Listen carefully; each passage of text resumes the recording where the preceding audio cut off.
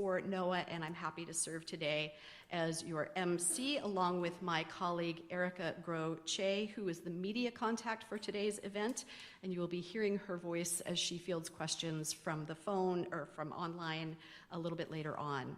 The news release and graphics related to today's announcement will be available on NOAA.gov shortly.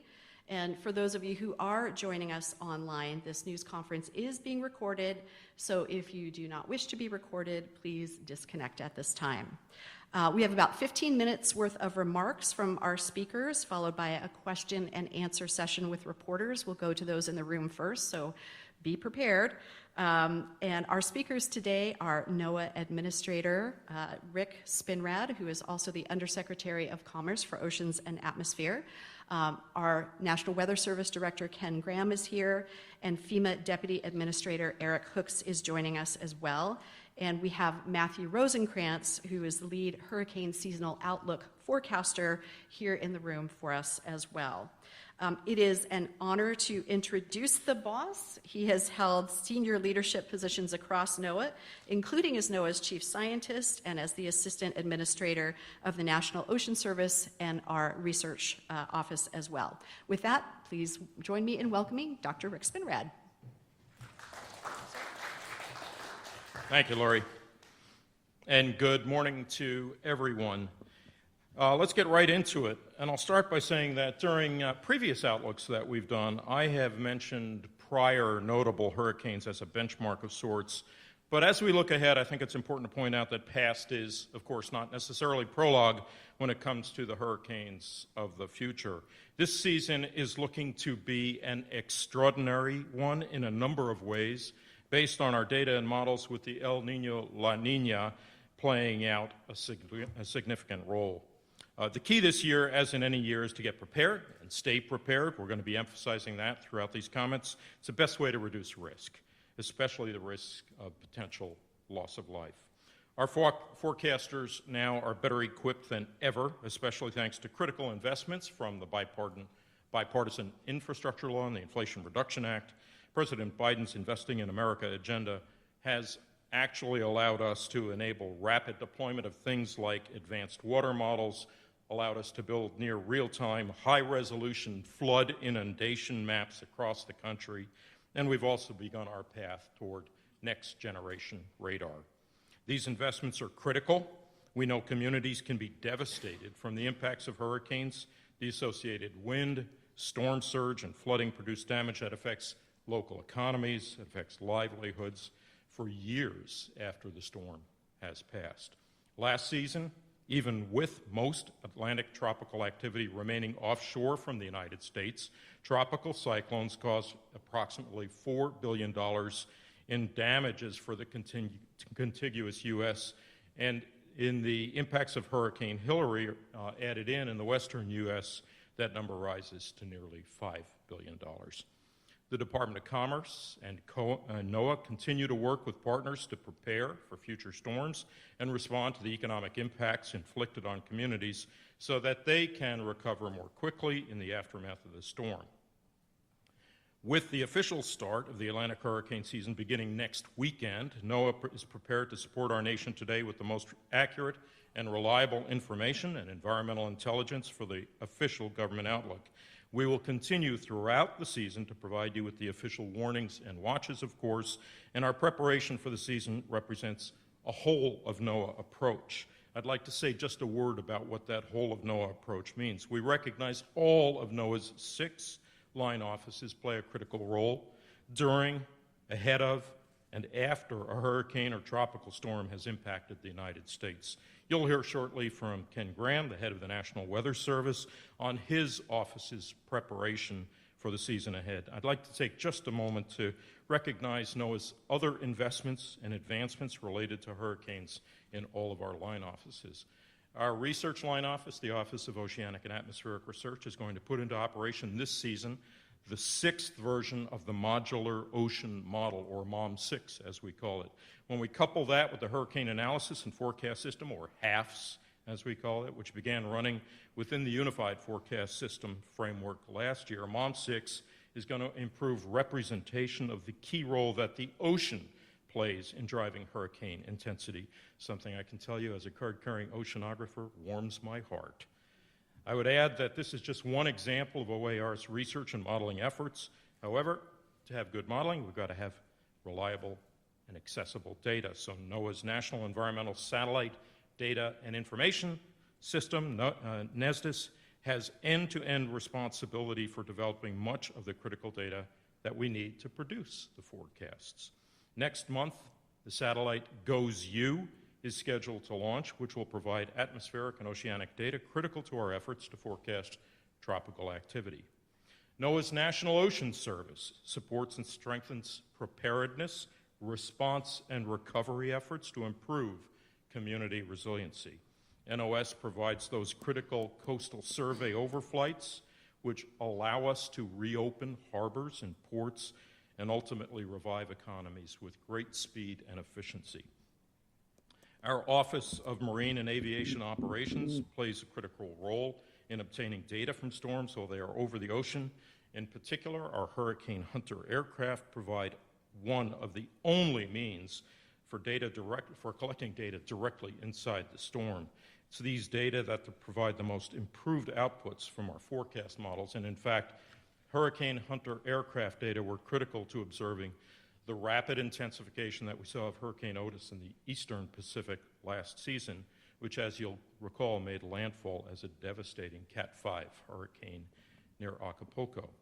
OMAO, Marine and Aviation Operations, will continue to fly our P-3 Hurricane Hunter aircraft into storms for as long as we can, while also we are continuing efforts to secure critical funding that's necessary to replace our aging current fleet with updated planes. And NOAA's National Marine Fisheries Service is critical in the recovery efforts after storms passed, including things like assessment of reefs and the conduct of coral rescue and stabilization. These are key efforts to help marine environments and local economies recover. Let me just say a quick word about our partnerships, too. That was my run-through on the internal, the introspective aspect, but preparing for and responding to hurricanes requires that we at NOAA work closely with our partners in the federal government, the private sector, state governments, local jurisdictions, and of course, NGOs and academia. And I'm delighted today to be joined by the FEMA Deputy Administrator, Eric Hooks, who will have an opportunity to share with you some of the perspectives from FEMA in just a few moments.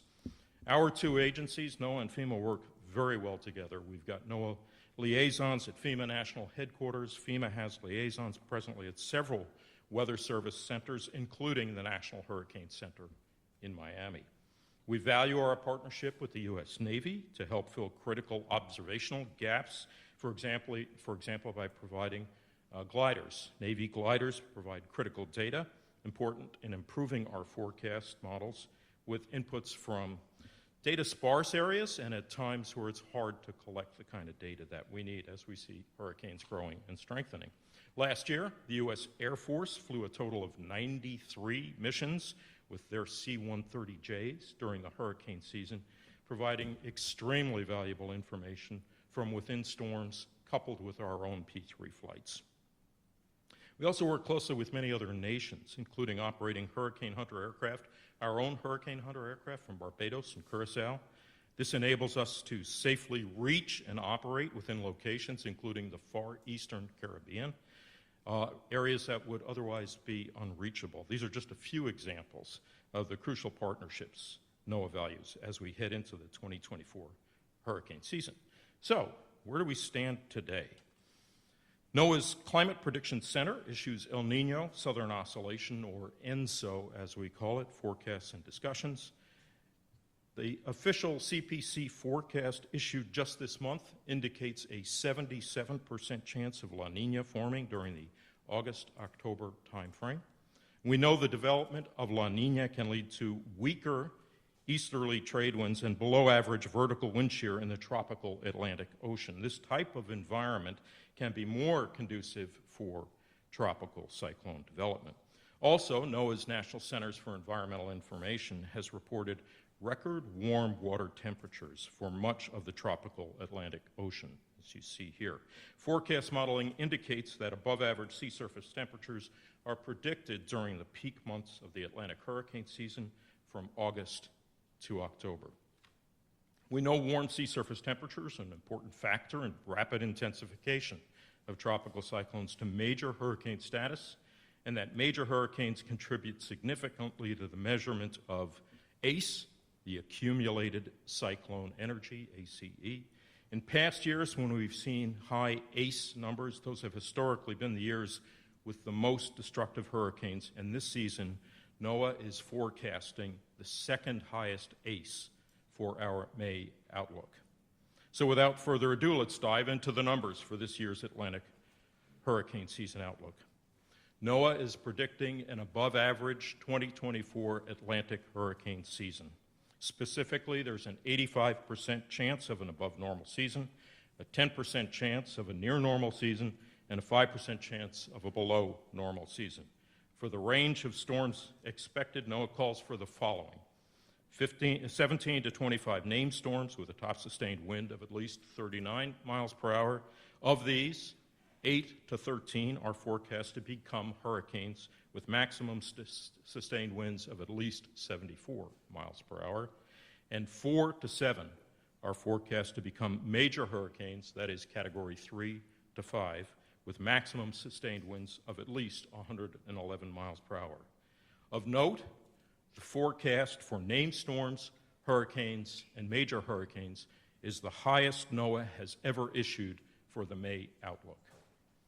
In addition, ACE projections range from 150% to 245%, which, as I previously noticed, is the second highest ACE forecast to start a season, only behind 2010.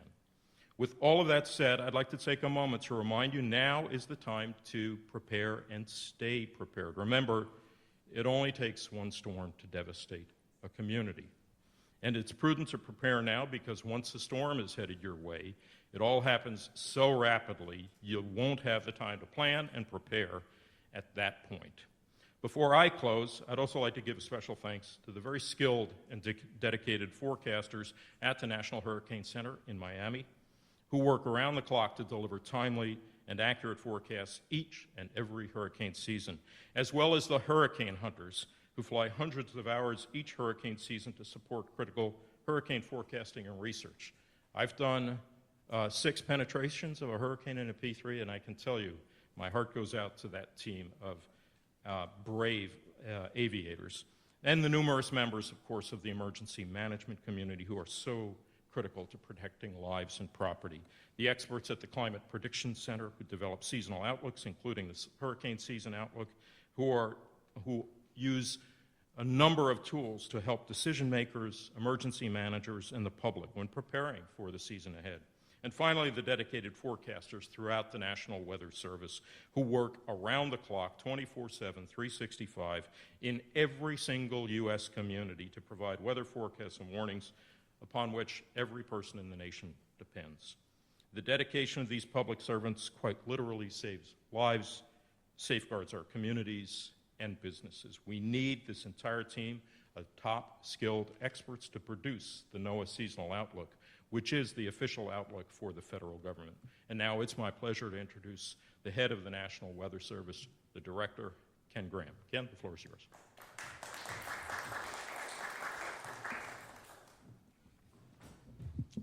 Thank you, Dr. Spinrad. I appreciate everybody being here, and everybody took that in, right? Those numbers. I mean, that's the highest forecast that we've had. So all the ingredients are definitely in place to have an active season, it's reason to be concerned, of course, but not alarmed. Okay, so we need to use this time to our advantage to really be prepared for the hurricane season. And if you think about a hurricane threatening, definitely got to take the time to plan and be ready for it. Once it's headed your way, it becomes really stressful, and you need to be ready way ahead of time, and especially under short notice. And I want to call out somebody. I want to thank Matt Rosencrantz right there at the end of the table. There's a lot of computers that crunch this stuff, and we work across all the line offices to come up with the numbers that you've seen. But Matt leads that effort. So Matt goes through this. He really looks at everything, and those, he comes up with the final numbers. So I give you a big old shout out for your leadership and making sure we have this done. You don't always get to see the folks behind the scenes, but nothing runs without people like Matt. So thank you very much. Get all these fancy numbers and stuff. There's a human behind this stuff. So appreciate it. So you heard the seasonal forecast for 2024, and it's expected to be busy. And a couple reminders. You look at these numbers, and you've heard, I've seen a lot of familiar faces. You've heard me thousands of times say some of these stats, but we need your help. We need you to help us communicate what the real impacts are. So we need the folks in the media, emergency management, across FEMA and the emergency managers to really remind people what the actual impacts are. And it's important to keep talking about these every season. So busy or not, it only takes one storm to make landfall or one to even get close to you to be a busy season, right? So there could be many storms like we're predicting, but it's that one that reaches you, and that could be a busy season. So we need everybody to be completely prepared. And I think it's important to remember it's about the impacts, not the category. And everyone's heard me say that a lot. The Saffir-Simpson scale measures the wind, right? But it's actually those other impacts. It's the water. Please help us communicate the dangers of water. This is a very critical thing. I've 30 years been saying this, and we're making headway on this, but we need you to every single year remind people. And we looked at 2013 to 2023 to really reevaluate some of the numbers and where we see the most fatalities. 90% of fatalities result from water. And if anybody wants to make the bumper sticker, I'll start putting them on cars across this country. 90% of fatalities occur from the water, okay? Most of those are fresh water from heavy rainfall, 57%. And if you take the fresh water, you take half of those are in automobiles. It's preventable. Okay, so turn around, don't drown. We need to keep spreading the word about those and how people lose their lives in these storms. 41 storm surge fatalities took place in Hurricane Ian, and that's a reminder of the great loss of life that we can get from these big storms and storm surge. Historically, and you remember for a long time, we talked about storm surge causing the most fatalities. We've talked about that. We worked really hard to really get the word out on storm surge. In fact, we actually have a special warning out for storm surge, separating the storm surge warning from the actual wind warning. And we've actually reduced fatalities from storm surge because we were allowing officials to evacuate vulnerable areas earlier. The threat's still there, but we're actually making a dent in this. We have a lot more work to do. Since 2013, we've seen more fatalities from surf and rip currents than we have from wind and storm surge. Okay, so let's keep spreading the word about the rip currents. Don't be out there in the water when these systems, don't surf taking advantage of the big waves. Let's not do that because we're losing people every year. So help us spread the word on that as well. So remember, you always got to run from the water, hide from the wind. Impacts aren't just coastal, they occur well inland. So those in the media well inland, please spread the word that these tropical systems is not just a coastal thing. You get a lot of impacts inland. And look at the stats. You look back at certain hurricanes. I was thinking about it yesterday. We've had more direct fatalities during Hurricane Camille in Virginia than we did where the landfall was in Mississippi. That was a Category 5. It was that inland rain.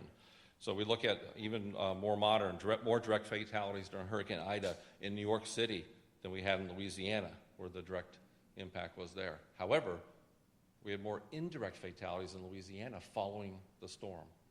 Right? The dangers aren't over once the hurricane passes, and that's something we need a lot more communication on as well. Look at Hurricane Florence, North Carolina, South Carolina. I know, Eric, you're familiar with that storm, very close when you were in North Carolina. 100 miles inland, we had river flooding and heavy rainfall flooding where we lost lives hundreds of miles inland. Okay? So hurricanes impact far beyond the coast. Be aware and prepared no matter where you live. The threat isn't over after the storm. I can't stress this enough. And we look since 2013, the direct fatalities from these tropical systems were 455 from the rain, the storm surge, and the wind.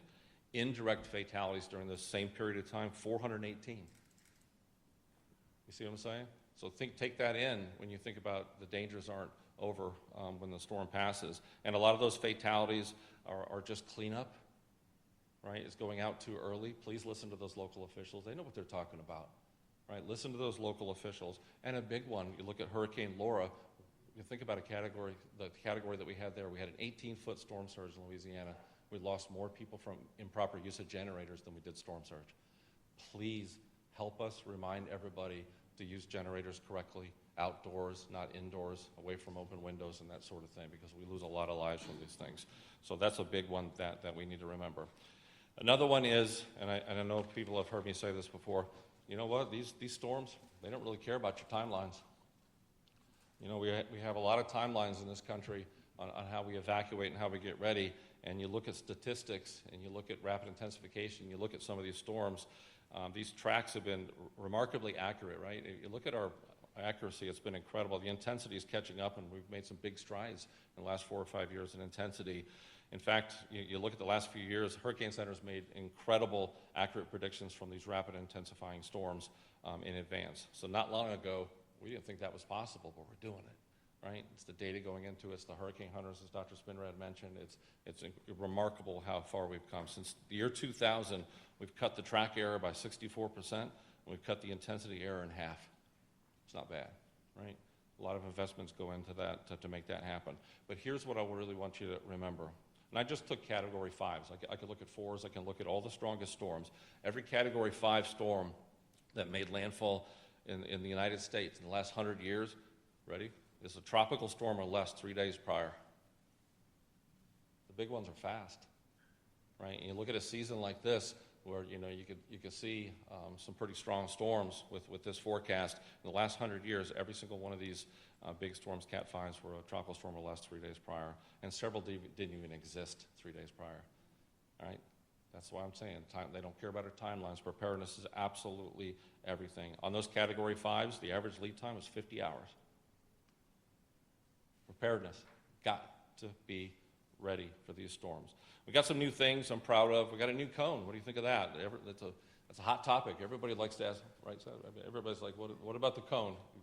There's always questions about cones. So I'm proud to say we're doing something about it. You can't just go wild with the cone because everybody does recognize it. So we're trying to improve it based on feedback. Remember, the cone itself is a cone of error. It's where we think the center of the storm is going to be 2/3 of the time. What about the other 1/3? Outside the cone, right? So it's a statistical analysis of where we think where the storm's going to be. So what we're trying to do here, and here's an example of it on the screen. It's a new cone. So you're going to still have the cone of uncertainty with a statistical analysis, but at the same time, we're also going to put our watches and warnings. We're going to put the impacts on the map. And this is a way that we can show everyone in the public and give everybody in the media a graphic to show, to say, wow, there's sure a lot of impacts outside that cone, right? The graphic is so powerful because it means more than me saying, hey, there's impacts outside the cone. Okay, fine, but now you can see it, okay? So this is experimental. We're going to try it this year. I'm super excited about it. So you can see, look how big the impacts are and how many of those impacts are outside the cone.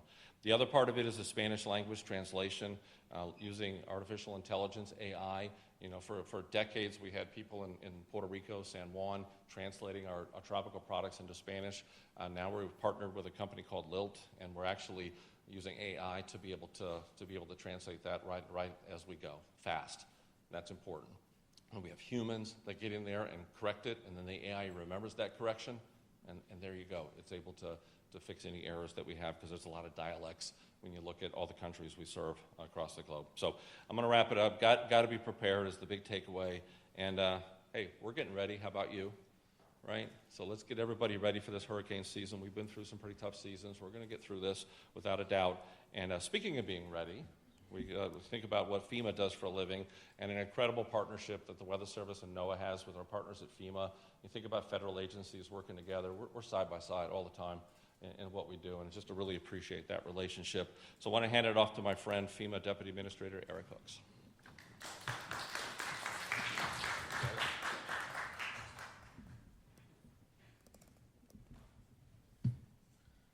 Thank you, Ken. Thank you for our long-standing friendship and partnership.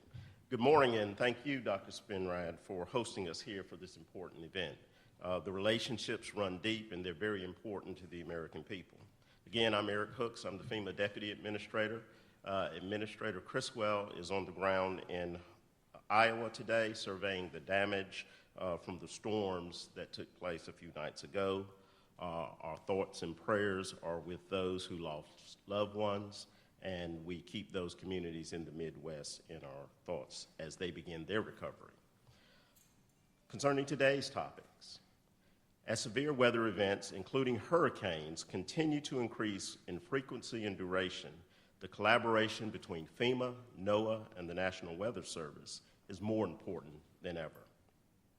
I also want to acknowledge the journalists and the media who are gathered here today for this critical work as you continue to amplify the life-saving, life-sustaining messaging that's needed across this nation, especially when we head into this year's hurricane season. Also, especially because with intensifying storms, we may have less time to warn communities. Time is of great value, and we need your help to leverage every minute to keep people safe. We're just over a week out from the 2024 Atlantic hurricane season, so we're getting down to the wire when it comes to ensuring communities are prepared for whatever lies ahead.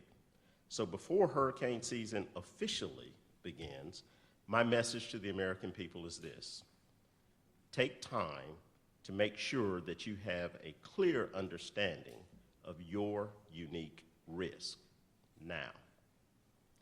Do you have medication that requires refrigeration? Do you have a medical device that requires electricity? Do you have mobility challenges that make evacuations harder? Now is the time to ask yourself these questions, understand your risk, and put a plan in place so that you're prepared when disaster strikes. That's what resilience is all about. It's about anticipating risks, taking steps to mitigate them, taking action, which in turns helps jumpstart a recovery after the emergency passes. And let me remind you that hurricanes and tropical storms aren't just for coastal communities. You heard Ken have a tremendous expression about how the impacts can go far beyond the actual impact of the storm. These storms, like Hurricane Ida and Hillary, can have significant impacts hundreds of miles inland. Ken and I also lived this through Hurricane Florence back in 2018 in a prior post that I had. Impacts far extend beyond coastal communities. So all of us, from the federal level, tribal nations, state, local communities, and at the individual level, need to start getting risk ready today to ensure that we're prepared for tomorrow. You might be wondering, what is FEMA doing to prepare for hurricane season? Well, I'll gladly tell you. Earlier this year, we opened a new distribution center in Greencastle, Pennsylvania, tripling our capacity and better positioning us to rapidly deploy along the mid-Atlantic and Northeast. Because as I said before, time is of great value in the response and recovery process. So this hurricane season, we're going to pre-position earlier than we ever have before to reach people even faster. We delivered hurricane readiness training to over 4,000 emergency managers through our partnerships with NOAA and the U.S. Army Corps of Engineers to ensure that we're in lockstep with our partners on the ground. We've made historic updates to the way individuals and families can receive our assistance to increase flexibility in our programs and jumpstart recovery more efficiently. And we're working with communities to better understand their risks and be in the know when it comes to their evacuation plans. We want people to know where to go, what to bring, and where to get good and trusted information. Everyone here today, and everyone listening in, has a critical role to play, making sure our families, neighbors, and communities have what they need to stay safe this hurricane season. If you haven't done so already, I ask that you take some time over the next few days, really take some time right now, as soon as this conference is over, to think about what you need to do to protect yourself, your loved ones, and even your pets should a hurricane head your way this summer. Don't put it off. The time to act, the time to prepare is now. So with that, I'll turn it back over to Lori, and thank you for having me today.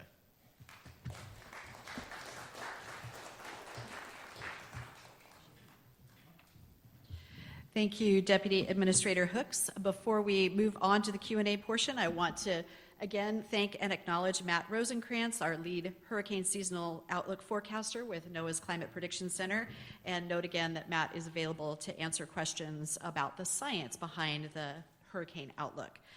We'll begin with questions from reporters in the room. Please raise your hand and a member of our team will bring a microphone to you. For those of you joining us by webinar, you may ask a question by using the Q&A feature within the platform, and my colleague Erica Grow-Che will announce the questions as they come in. If possible, please let us know who your question is directed to, and we'll do our best to answer all questions in time available. In the grand tradition, since we are at the National Press Club, I will go to our wire reporter first. Dare I say the male Helen Thomas? I'm not quite sure. Seth Borenstein. Seth Borenstein, Associated Press. This would be for Ken and Rick. The hot Atlantic, which is one of the two major factors you mentioned, how concerned are you that it is so record-breaking month after month after month ad nauseum? It's more than what many scientists say is climate change. What are the factors going in here?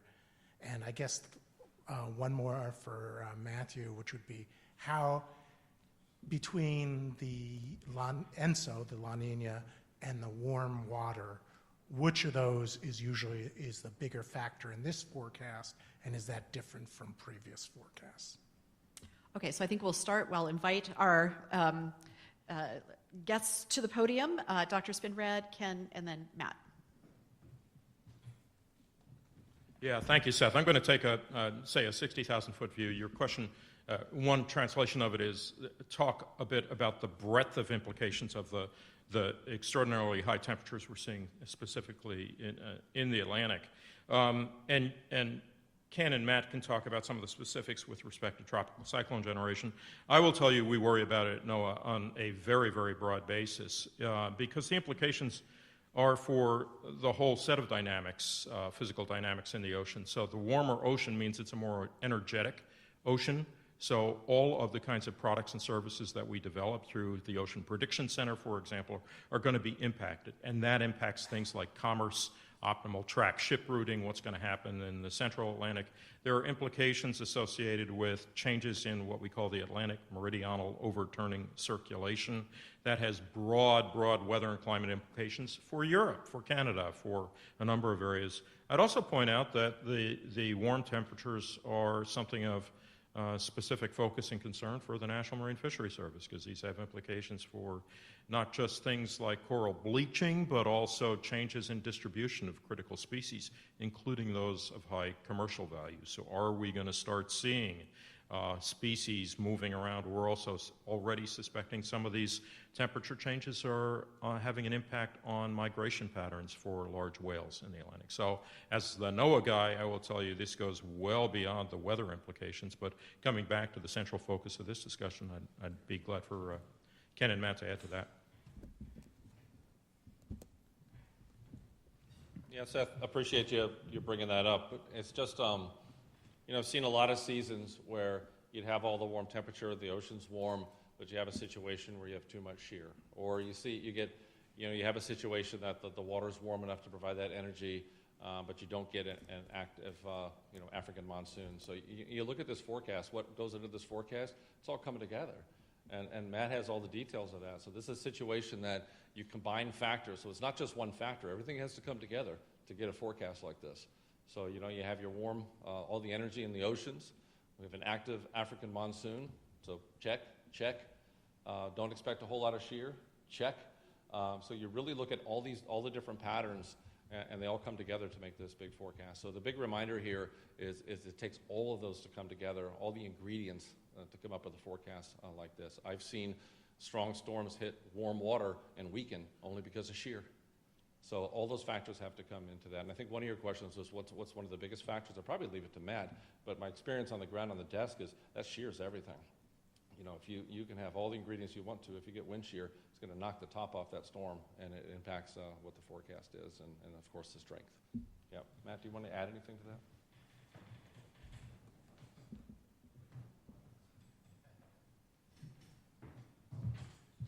Yeah, so you asked about the relative importance. The warm sea surface temperatures in the Atlantic really did contribute to the higher ends of this outlook, where the La Nina reducing that wind shear in bulk really lets those temperatures, the warm sea surface temperatures and the West African monsoon influences really kind of shine through. And it's really mostly a lot of those wind shear changes happen in the western part of the basin, the Gulf of Mexico and the Caribbean. That's where those most notable wind shear reductions that allow those storms that Ken just talked about to kind of really stay together. So those are the kind of major factors in the season. We've retrained some of the regressions this year, and when I do that, the sea surface temperatures in the Atlantic and the El Nino or La Nina conditions, they actually have about the same amount of weighting in those regressions. So any given year, they're about the same. And they explain about 35 to 40% of the variance, each one of them.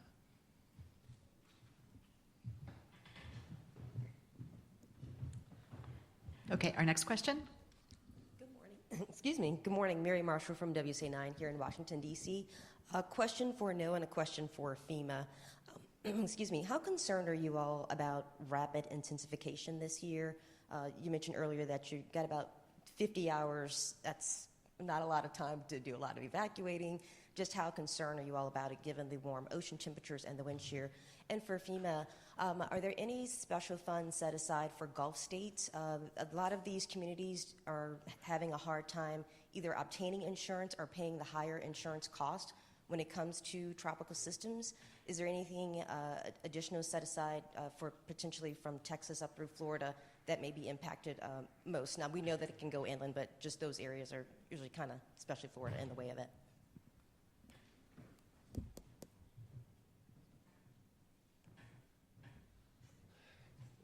So my answer about how concerned about the rapid intensification, it's an interesting answer, honestly, because I worry about that every season. Now you go back to 1992 when you had a strong El Nino year. We didn't have any storms, but we had Andrew, Category 5, where it was rapidly intensifying. So the stat that I had about in the last 100 years, all the strongest storms, the Cat 5s, have all been rapid intensifiers. So that's a powerful statement. So every single season, I absolutely worry about those, but mainly from a FEMA perspective and emergency management perspective, you work timelines. So you practice, you exercise these timelines. At this point, we're going to do this. We're going to open shelters. At this point, we're going to look at evacuation. So you work that timeline. And it's comfortable when you work the exercise at 72 hours, 120 hours. That's real comfortable. But the reality is the big ones may only be 50 hours. So absolutely concerned. And that's why we have to really let folks know you got to be ready. So you can't wait till the storm surfaces because you may not have the time. Then you're competing to get water. You're competing you're getting the big long lines for evacuations, the traffic. So the earlier you can prepare, the absolute better. So the answer to that's interesting. I worry about that every single year because the timelines are cut short, if that makes sense. So you got to be ready. Yeah.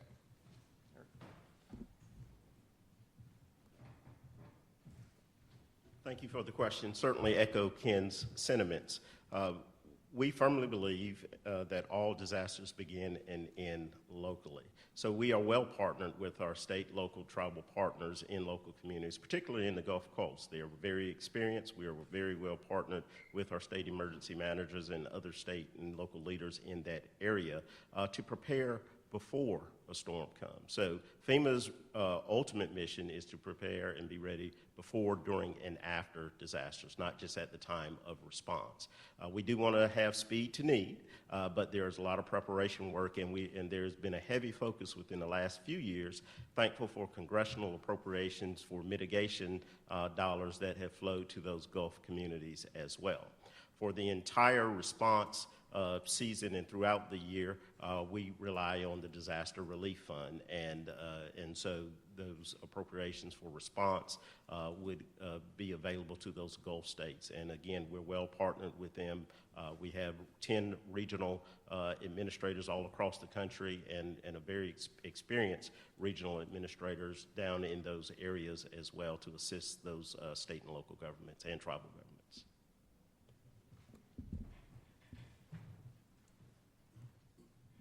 Okay, other questions from reporters in the room? Yes, here in the front and other side. I think she'll get there. You go.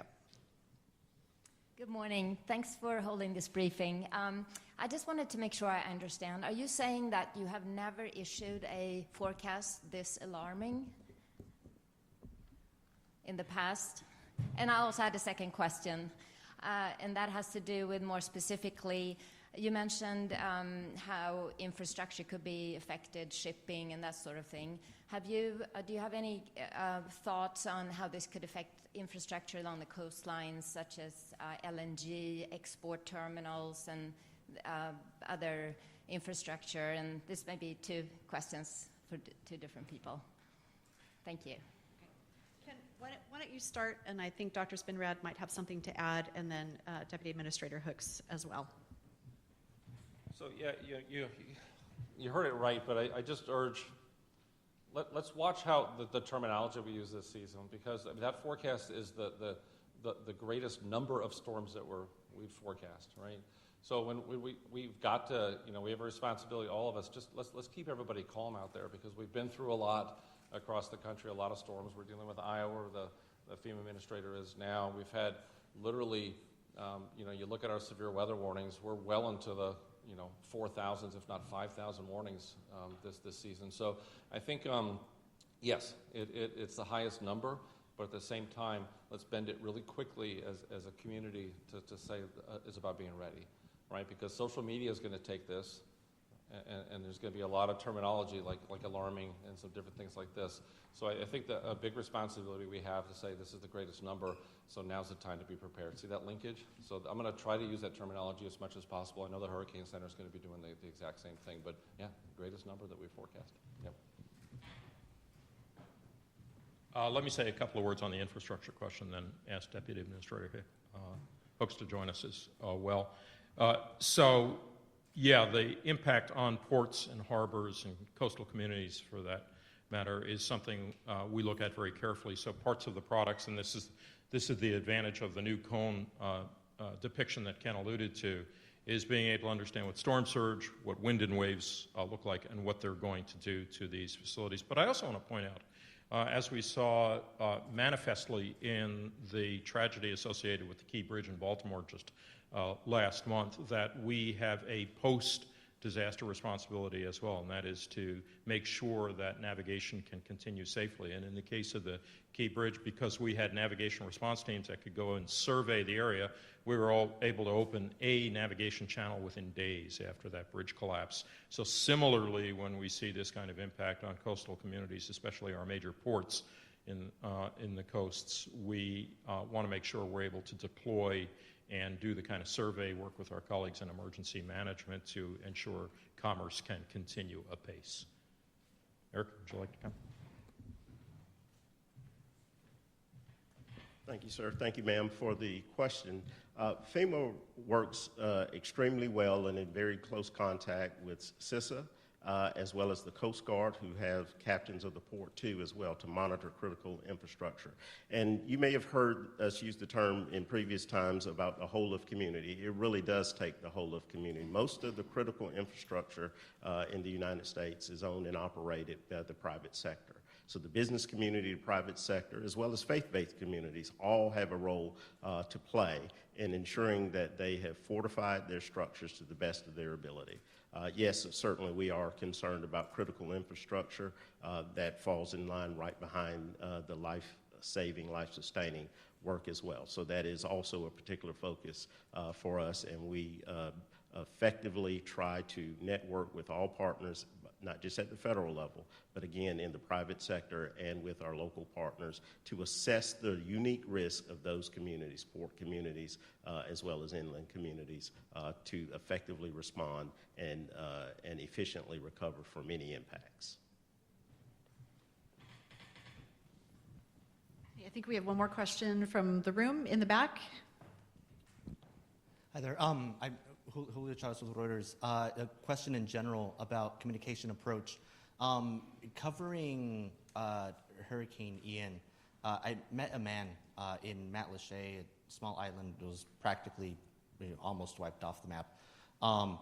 And he could hold these two thoughts separate in his head. One was the ocean is getting warmer because his son was in the Navy and his son had told him, yeah, Dad, the ocean is getting warmer. He could also acknowledge that warmer waters mean stronger storms. However, the instant you mention, like, well, because the ocean is getting warmer, the storms are getting stronger, he would completely shut down. Refused to acknowledge, accept it, entertain the idea entirely. What communication strategy do you all have to be able to engage with communities that aren't able mentally? Like it was extraordinary to see. It was just not connecting at all. He was refusing to acknowledge it. What's the communication strategy for these communities, especially some of them live in coastal areas? Yeah, thank you for the question. Communication is obviously critical, and as several of us have conveyed in different points, we could have the state-of-the-art, absolute spot-on, perfectly accurate forecast, but if we can't communicate this information, then people can't make the decisions that they want. Speaking for NOAA, I will tell you, we take a many-faceted approach towards communication. One is obviously making sure that everybody has access to these wonderful products and services, and also hearing what they need. So translating the science into action-oriented recommendations, if you will, or decision aids is part of the communication. So understanding how to do that. Work with the private sector as well, because there's a strong private sector component, provide information to users. But the other thing that I would say in many respects, it is the special sauce, if you will, is that NOAA has boots on the ground throughout the country. So we have our production centers, and then we also have weather forecast offices, river forecast centers around the country. We also have Sea Grant extension agents on the pier in the community. We have climate adaptation partnerships with many of the academic communities. So we're not just relying on us as the federal government conveyors of information. We're working with our academic partners, our private sector partners, and local communities. And through that multi-pronged approach, we hope we can convince people to take the information we're providing and take appropriate action. Yeah.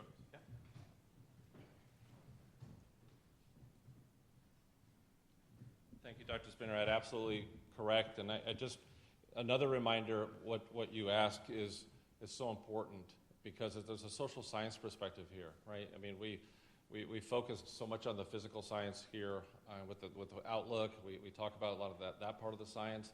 But I'm telling you, 30 years of doing this, the social science part of it, the communication part of it is as important as the forecast. So the social science says a couple different things. I mean, you've heard me a million times say, listen to your local officials. If they tell you to have supplies and leave, do so. Well, guess what? There's a lot of people in this country can't do that. They don't know where the next meal's coming from, right? So it's how do you work those type of issues ahead of time from a local community standpoint. The other part of it is you look at the social science part and you start talking, like just what you said, people will shut down. The human nature from the data that I've seen in some of the studies, and by the way, we've hired social scientists. The Weather Service employs social scientists. We have several.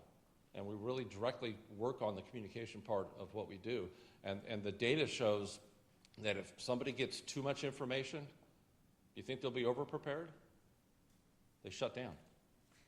If they get multiple sources of information, they get too much information, the average person will actually shut down and they won't know what to do, right? So you really try to look at, that's why we spend so much time doing things like this today, to make sure we're all on one page when it comes to the forecast seasonal and the forecast in the heat of the battle as well. So much focus on the impact, so much focus on not necessarily the category, and the other part of this is two different social science parts that we have to add. That there's another thing that we need help with.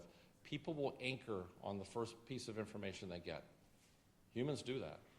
In other words, you'll start looking at a forecast 50 hours out, 70 hours out, 100 hours out. Somebody will lock onto that forecast and not look at the updates. So we have to keep reminding people, look at the latest information. It changes. You think about a rapid intensification situation, that forecast could be very different 6, 7, 8, 10 hours later. So we really urge people to really get the latest part of that information. So social science is a big part of what we do. So thank you for that, and we need help keep communicating those impacts.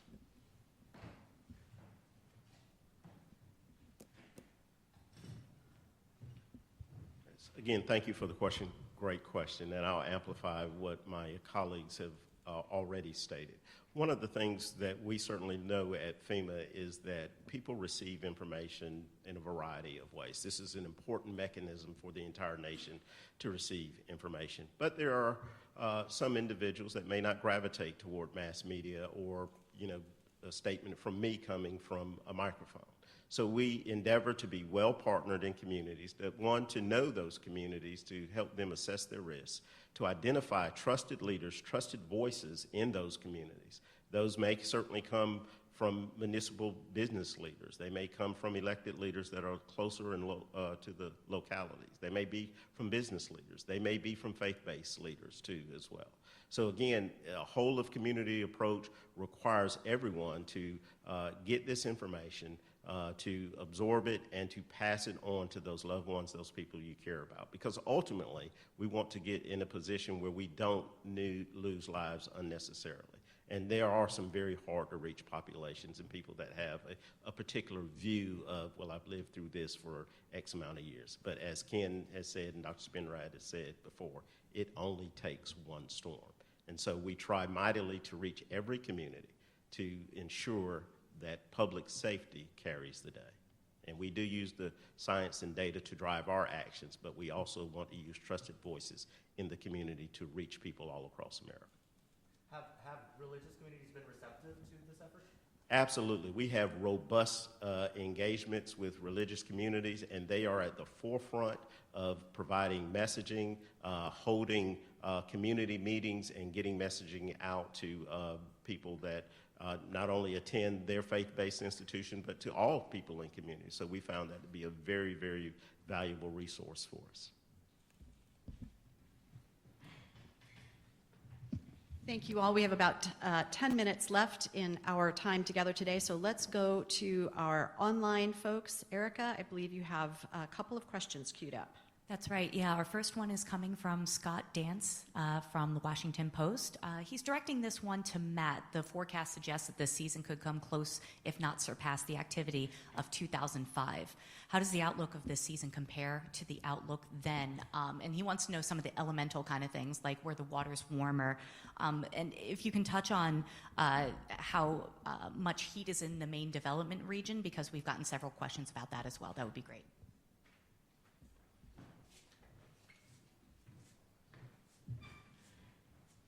So the outlook for this year is it definitely has higher ranges than we had forecast in 2005. Again, these are the highest ranges we have forecast.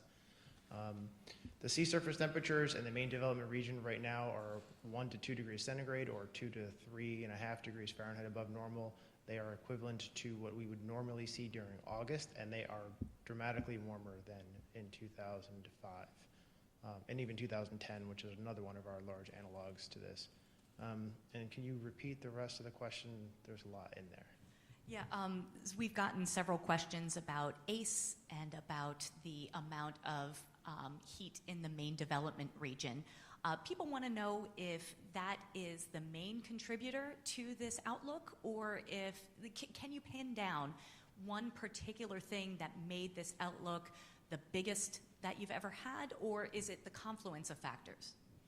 It's really the confluence of factors. All the things that Ken talked about and Dr. Spinrad talked about, the active West African monsoon, the coming La Nina, it really does take kind of most of the planet circulation changing to really, and aligning to really get these kinds of numbers to have the potential even for them. The local sea surface temperatures in the Atlantic, again, they are record warm. They are also, the main development region and portions of that are 120 days ahead of, right now they're ahead of schedule where they would be for later this year for portions of them.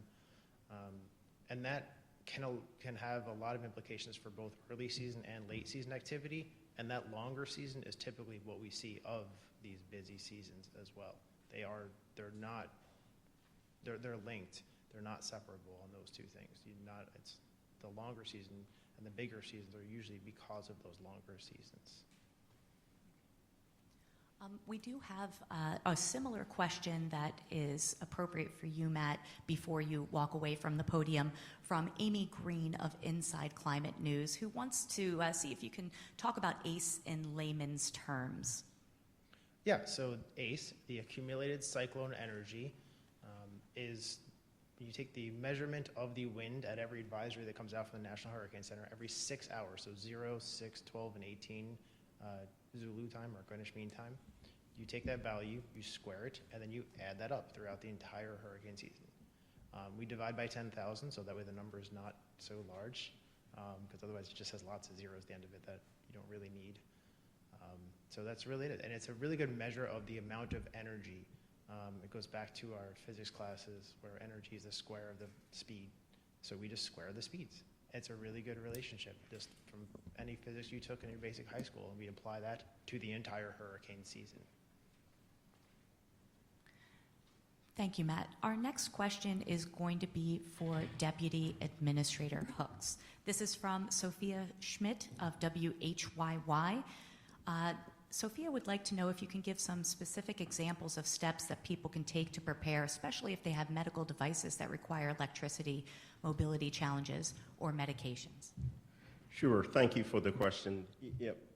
First of all, we want to make sure that that your local emergency management, your local community knows where these individuals may live, so that they and first responders can respond to them in a priority manner that may meet their unique needs too as well. It also will provide information to your local emergency managers and your first responders so that they can help tailor evacuation plans for you, can help tailor what hospital needs you might have, identify shelters and places that may have backup generators that can support your medical devices and your particular unique medical needs or your mobility and functional needs as well.